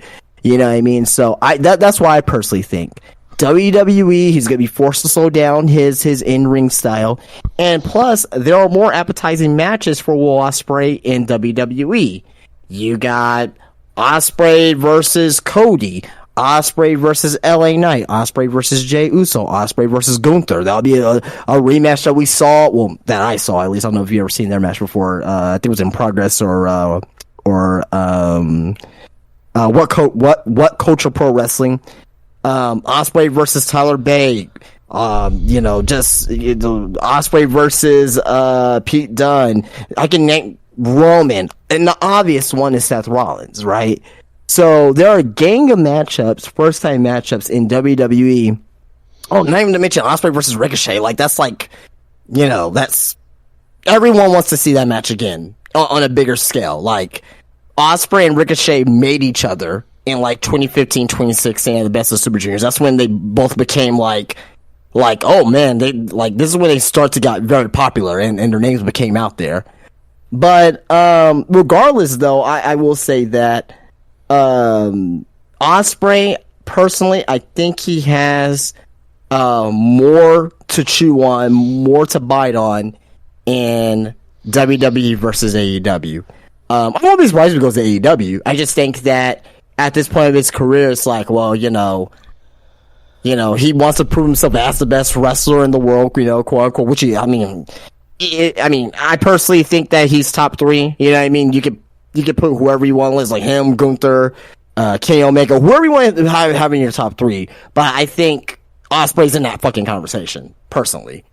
But if you go over to WWE and you say he wants to prove himself to be the best wrestler in the world, there's no doubt in my mind that if WWE and Will Ospreay hook up together and let him be him for the most part in the ring, tone it down a little bit, but let him be him in the ring, there is no doubt a match with like him and Seth Rollins can get like a WrestleMania classic match, or him versus Gunther will have a fucking a classic match at a random pay-per-view. So there's a lot with Ospreay. We have a long way to go to February, and even Meltzer said this, because I have the quote up here. Meltzer says, I know WWE is absolutely after him, Will Ospreay, and he's absolutely going to listen to WWE. That's coming from Meltzer. So with that, I mean, you gotta take a little bit merit with it. He's gonna listen to WWE, and WWE is gonna make the offer to him. And this is what I was saying a little bit earlier about Endeavor too, as well, is that Endeavor, they want to start saving money, but they want to give money to guys like Ospreay and CM Punk potentially. They're going to give him the fucking moon, and they know that they will be able to, to capitalize on Will Ospreay and then some. They will definitely get a return on the investment. So I personally, at this time, I think WWE is very likely for Will Ospreay.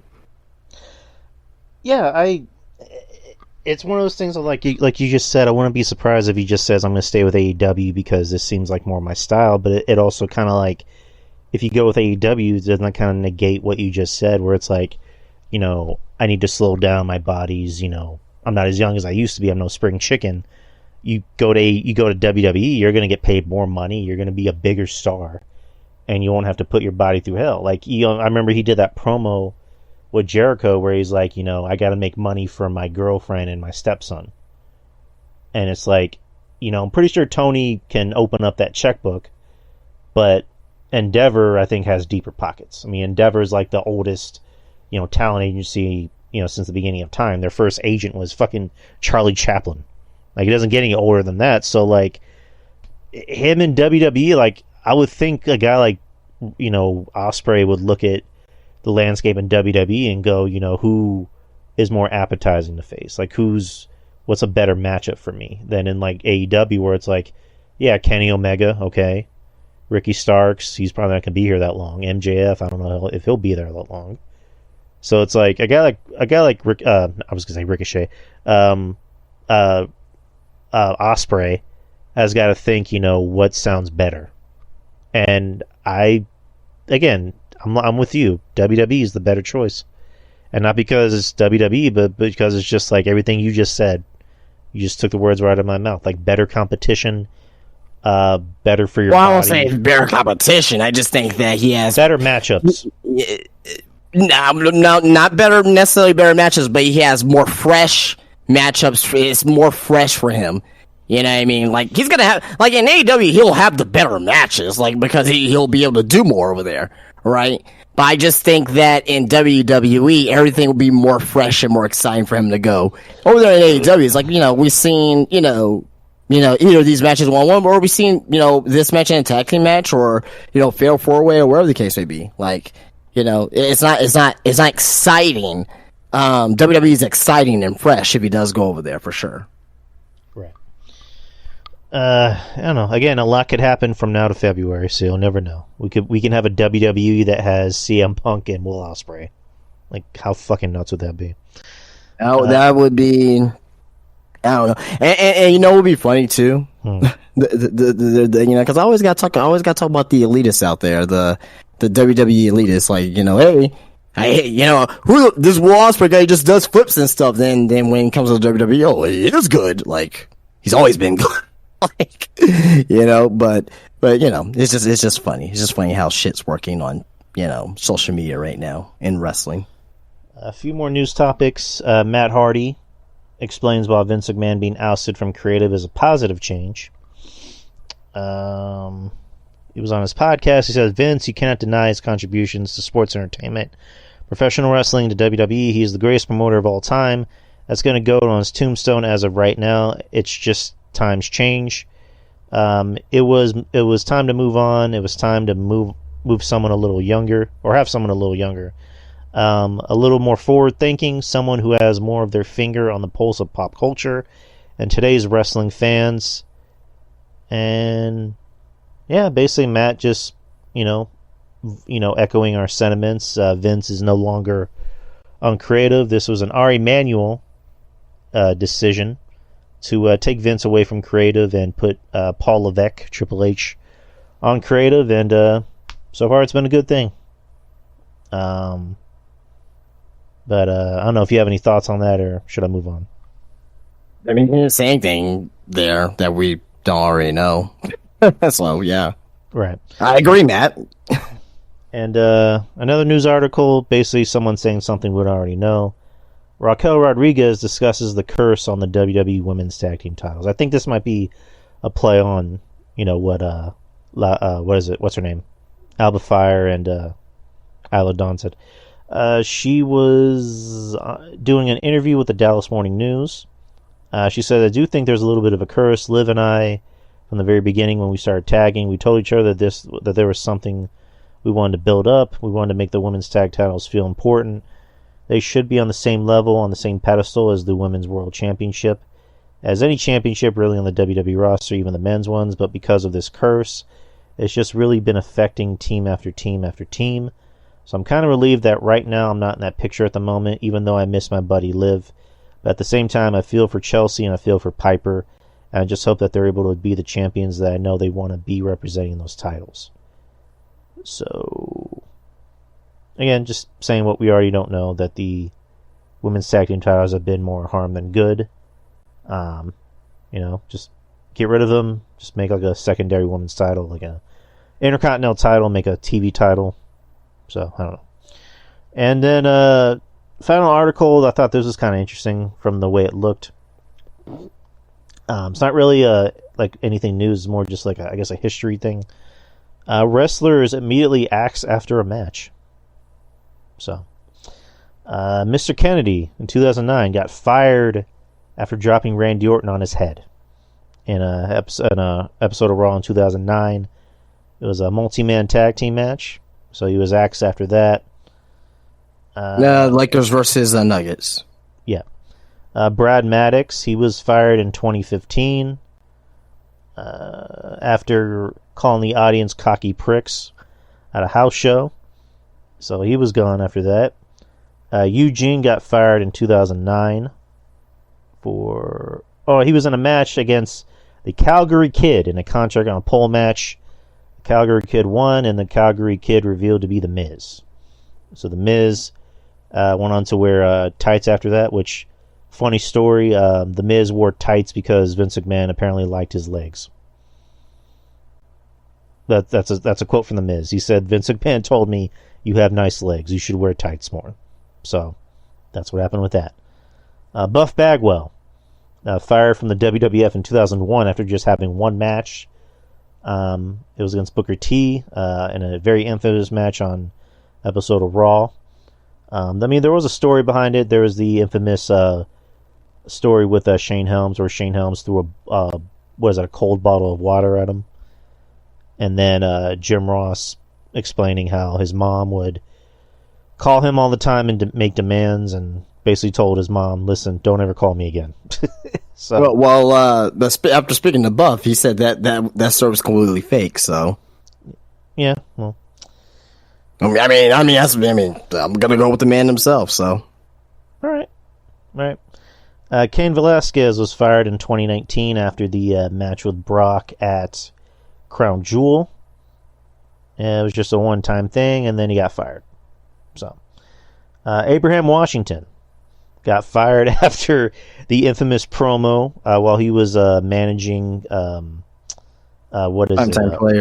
Primetime Players, and then he made that comment of, who was it? Titus O'Neil's like Kobe Bryant at a hotel in Colorado. He's unstoppable. Said that on live television. That's one of the funniest things ever said on WWE TV. I loved it. And then he got fired, of course, because WWE's was a different company. Chavo Guerrero fired in 2013 from TNA. Let's see. He was in a team with Hernandez. Guerrero would collect one of 4 briefcases and feast and fired bout. However, in the aftermath of the contest, it was revealed that Guerrero captured the briefcase containing a pink slip, and the company was hoping to legitimately fire him.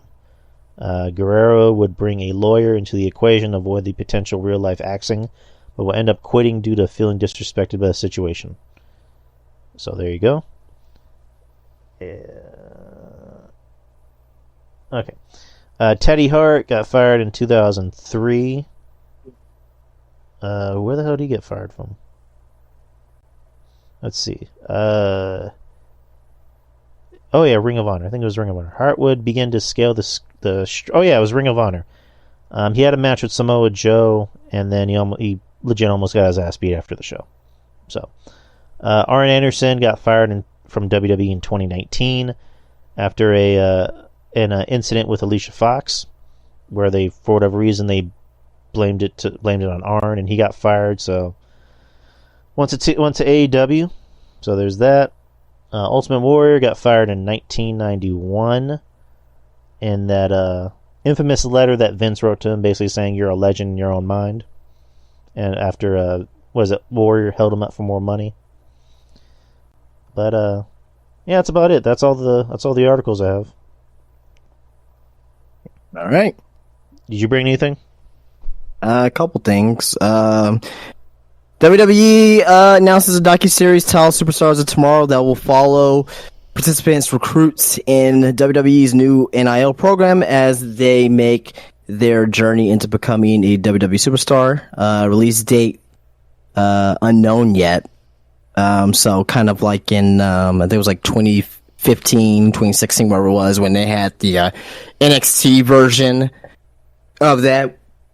I forget the name of it. I forgot the name of it, but when they had like Baron Corbin in there, and they also had like Tyler Breeze and Aaliyah, Hater, but she was in there still. Talking about like, I don't know if you remember that, but it was like the early days of the WWE Network. Breaking Ground or something? Yeah, Breaking Ground or Proving Ground, where it is. Yeah, that one. So they're making a similar ones with the NIL program. So, if that's the case, I wonder how far they're going back. So if they're going back from maybe like a year or two ago, maybe we'll see like Tiffany Stratton's beginning, who knows, but, we'll see. All right. Any comment on that? No, I mean, it's interesting, cause I watched the one from a while ago, the one you were mentioning, the Breaking Ground. There's also the one that came out on ESPN that had Xavier Woods and Corey Graves and Adam Rose. So that was pretty fun. So I like documentaries. So they're always fun to watch. All right. Very short news note here. Not too sure if anyone cares, but it's in the news, and you got to mention it. PCO signed a new contract with TNA. So he was recently stated he was going to be a free agent, and he was going to take bookings, but looks like he resigned with TNA, and obviously he wasn't really going to be going anywhere or anything like that. Because he's way too old for WWE, and AEW doesn't like guys like that, so there you go. But PCO, he's still doing the indies as well. He came here to San Antonio last year for Brand Outlaw. I went to go see him. It was a spectacle seeing him live. Him being at his age and still doing the shit that he does in the ring was pretty unbelievable to look at. So, yeah. Any thoughts about PCO re-signing with TNA? Good on him. He obviously likes where he is. And again, WWE wouldn't hire him, AEW wouldn't hire him. So TNA, it's now TNA again. Is obviously the home for him. So if he's happy there, good on him. Two more things here. Not really news per se, just a fun little thing. I think this is, but tons of wrestlers showed up in Orlando for the Square Circle screening of John Cena's new movie Freelance. Mm-hmm. And there was talent from WWE, AEW, New Japan were all on hand. So so there was guys like Damon Kipp, Steph DeLander.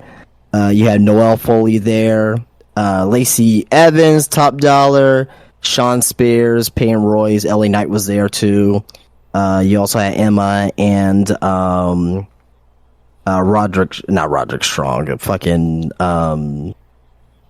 Jesus Christ, Rick Moss. Sorry, Rick Moss was there. Tyrese was there. Zaya Brookside, Alexa Bliss with the baby bump, and also Ashante the Adonis and Mojo Rawley, who still fucking sucks. Yeah, I didn't notice him. I didn't notice him at all because he had this full head of hair. Because I'm used to him being like with a buzz cut, but yeah. He's the devil's asshole. So wait, what did he do? I never liked him. I never liked. He's not up there. He's not up there with Aaliyah or anything like that. But I always found him annoying. He didn't bother me. Anyway. Fellow Persian. So I gotta support my Persians. Oh, I didn't know he was Persian. Yeah, I didn't know that either until someone pointed it out, and then I looked at his name. I'm like, oh, that's a Persian name. Okay. And he can speak Farsi. So, but yeah, I forgot that he was making that movie. That Cena was doing a movie called what'd you say it was called? Freelance? Yeah. Okay. Yeah, yeah, cool that Cena invited a lot of guys that currently or guys that don't even work for the company currently, because there's a lot of people that don't even work for the company. Yeah, it was really just LA Knight and Alexa Bliss. Yeah, Ashante the Adonis. Yeah, good. Damon Kipp. Yeah, good on Cena. Yeah, but anyway. And last but not least, this is not really news, just a rating for Raw for viewership. So it was a 1.4 million viewers, a 0.46 in the 18 to 49 demo. So they were down on both. But it had heavy competition for Game 7 of the ALCS. And you had the 49ers versus Vikings Monday Night Football game. So they were down. And the show sucked, by the way, too. So that didn't help either. So yeah. But hopefully next week they'll snap back out of it and they'll get back on track. And as of now, Wemby has 15 points. So still has 5 fouls, though. Oof. Yeah, he's gonna need to adjust to the NBA game, but that's it. That's all I had. All right, there's I think 4.5 minutes left in the game, but anyways, boys and girls, that's the show. We have no more show. That's all the news, people, and yeah, nice show. And Wemby just scored again, so it's a tie game. So we got to get back to this. But Justin, as usual, it's been a pleasure. Thank you for coming on here and making this show awesome. Absolutely, it's always been fun. Always been good to come on here, and yeah. We're in the long run, baby. Yes, sir. And we will be back we'll be back on Saturday for the Q&A of the month of October. So if you haven't already, send your questions. If you have already, send in more questions. And like I always say, make them interesting, make them fun. And also, since it's October, make them more horror themed. Ask us about horror movies. Ask us about some pretty spooky stuff. I don't know. Just make them scary. And then next week we'll be back at our regularly scheduled time, same channel, Wednesday at 9 p.m. Central Time. Obviously a little later on after AEW, because AEW usually lets out around like 9:05-ish, 9:07. Yeah, they've been having overruns for like the past like month and a half. But yeah, we'll see you guys next week, and it'll be November. So final 2 months of the year. Jesus Christ, this year's been crazy. This year's been fast. Absolutely has been. And July didn't happen. I'm convinced July never happened. Because July went by quick. But anyways, support us. Support our Patreon, $5 a month. Support our friends who also support us, who have podcasts. And support Justin. He has Morning Slam podcast Monday through Friday, 8:30 in the morning to 10 p.m. Or 10 a.m. Jesus fucking Christ. Jesus Christ. Yeah, we're going for 12 and a half hours, guys, talking about just random shit after 10 o'clock because there's no wrestling news. 10 a.m. 8:30 in the morning to 10 a.m. I fuck it up, but I got it right this time. And then also Spinebuster Tees, SpinebusterTees.com, and also he has a store here in San Antonio at Wonderland Mall, America. If you're in the San Antonio area and you love wrestling, come by and visit the store. My boy has everything you need as a wrestling fan. He has bobbleheads, action figures, shirts, socks, memorabilia. You're going to love it. And don't forget, he also has the website, SpinebusterTees.com. Yep. And I had a couple people buying some T-shirts over this past week, too. So a few people, I think there was one guy in New Jersey, another guy in Florida. So appreciate you guys if you happen to hear this. I don't know if you are or not, but yeah. And I appreciate you guys as well. Support my friends. Support my boys. Shop. Anyways, I'm getting out of here. I got to go out and move my car. But anyways, Justin, I will see you soon. I will see you all this Saturday. So take care, guys. See y'all guys later. All right, peace.